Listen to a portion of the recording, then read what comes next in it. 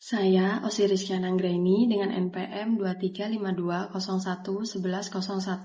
Pengertian ekspresi budaya tradisional secara konseptual, teori EBT memandang bahwa karya budaya seperti tarlan, musik, cerita rakyat, motif kain, upacara adat, dan simbol tradisional merupakan ekspresi yang hidup dari identitas kolektif suatu masyarakat hukum adat. EBT bukan sekedar karya seni, tetapi mengandung nilai spiritual, sosial, dan filosofis, diturunkan secara turun-temurun. Tidak diketahui pencipta individunya, bersifat komunal. Landasan teoritis 1. Teori kepemilikan kolektif. EBT merupakan milik bersama masyarakat adat komunal, bukan individu. 2. Teori perlindungan budaya. EBT perlu dilindungi untuk menjaga identitas budaya dan mencegah eksploitasi pihak luar. 3. Teori keadilan. Pemanfaatan EBT harus memberikan manfaat yang adil bagi komunitas pemiliknya. 4. Teori hak asasi manusia. EBT adalah bagian dari hak masyarakat adat untuk mempertahankan dan mengembangkan budayanya. 5. Teori sui generis. Diperlukan sistem hukum khusus karena EBT tidak sesuai dengan rezim HKI konvensional. Karakteristik utama EBT secara hukum. 1. Komunal, dimiliki bersama oleh masyarakat adat. 2. Tradisional, diwariskan lintas generasi. 3. Dinamis, tetap berkembang, tidak statis. 4. Tidak terbatas waktu, berbeda dengan hak cipta biasa. 5. Berbasis nilai lokal, terkait adat, kepercayaan, dan norma sosial. Konsep perlindungan hukum EBT, perspektif HKI dan sui generis. Ekspresi budaya tradisional atau EBT tidak sesuai dengan sepenuhnya dengan sistem hak kekayaan intelektual atau HKI karena bersifat komular, tidak memiliki penciptaan individu dan tidak terbatas waktu. Oleh karena itu, diperlukan perlindungan khusus seperti sistem sui generis serta pengakuan hukum adat. Perlindungan ini bertujuan untuk mencegah eksploitasi, menjaga identitas budaya, dan menjamin keadilan bagi masyarakat adat. Peran negara dan tantangan perlindungan EBT di era globalisasi. Negara berperan sebagai pengelola EBT melalui perlindungan, pengawasan, dan memastikan pembagian manfaat yang adil bagi masyarakat adat.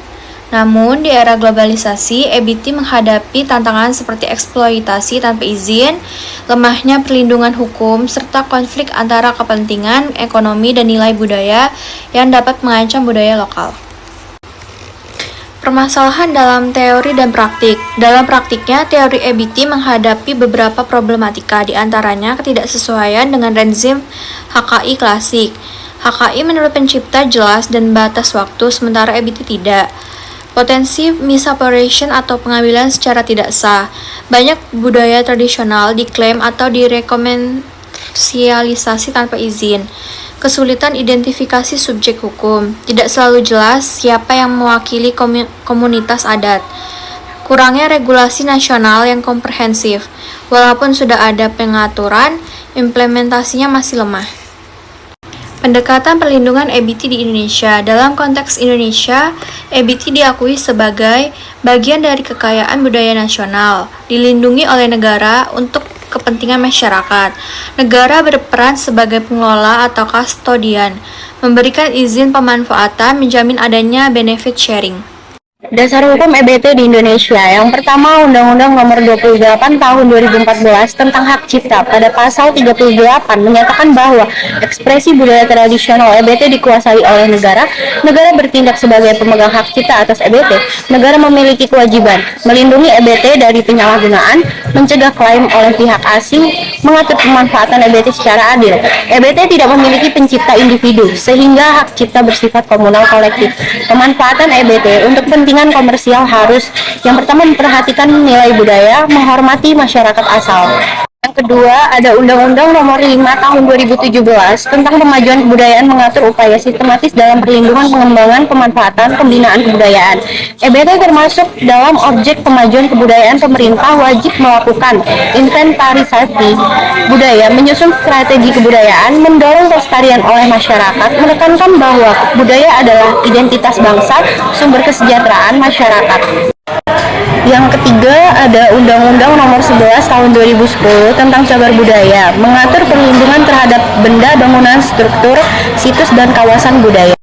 Relevansi dengan EBT mendukung pelestarian budaya yang berkaitan dengan nilai sejarah. Pemerintah dan masyarakat wajib menjaga keberadaan warisan budaya, mencegah kerusakan atau kepunahan. Yang keempat ada Peraturan Pemerintah Nomor 56 Tahun 2021 tentang pengelolaan royalti hak cipta, mengatur pengelolaan royalti atas pemanfaatan karya cipta berkaitan dengan EBT jika digunakan untuk kepentingan komersial, musik, pertunjukan, dan lain-lain, menjamin adanya imbal hasil ekonomi yang adil, perlindungan hak ekonomi budaya. Contoh kasus ekspresi budaya tradisional. 1. Kasus Reok Ponorogo, Klaim Malaysia. Kronologi tahun 2007 muncul kontroversi karena Reok Ponorogo ditampilkan dalam promosi pariwisata Malaysia. Di sana disebutkan sebagai Reok Malaysia. Isu hukum tidak ada perlindungan HKI spesifik untuk IBT saat itu. Sulit menentukan kepemilikan karena sifatnya komunal. Relevansi contoh klasik lemahnya perlindungan EBT di Indonesia. 2. Iklan asing tari pendek. Kronologi, pada tahun 2009 tari pendek muncul dalam iklan TV luar negeri Discovery Channel, di mana pada iklan tersebut tidak ada izin dari Bali. Isu hukum, penggunaan tari tanpa izin, pelanggaran moral right, tapi sulit dituntut karena bukan karya individu, tidak ada pencipta tunggal. Relevansi menunjukkan masalah eksploitasi tanpa izin terhadap IBT. 3. Sengketa batik Indonesia. Batik sempat diklaim oleh pihak luar negeri sebagai budaya mereka. Indonesia kemudian mendaftarkan ke UNESCO. Tahun 2009 batik diakui sebagai warisan budaya tak benda dunia. Relevansi strategi perlindungan EBT lewat pengakuan internasional. 4. Komersialisasi brand tenun ikat NTT. Kronologi, motif tenun digunakan oleh brand fashion internasional tanpa kompensasi ke masyarakat adat. Isu hukum, tidak ada sistem pembagian manfaat baik benefit sharing. EBT eksploitasi secara komersial. Relevansi masalah utama, keahlian ekonomi bagi komunitas lokal. 5. Kasus Moiri Tato. Kronologi, motif tato suku Maori digunakan oleh brand global tanpa izin komunitas adat New Zealand. Isu pelanggaran ini sangat sakral budaya, tidak sekedar ekonomi tapi juga identitas. Relevansi, EBT punya dimensi spiritual, identitas, bukan hanya komersial.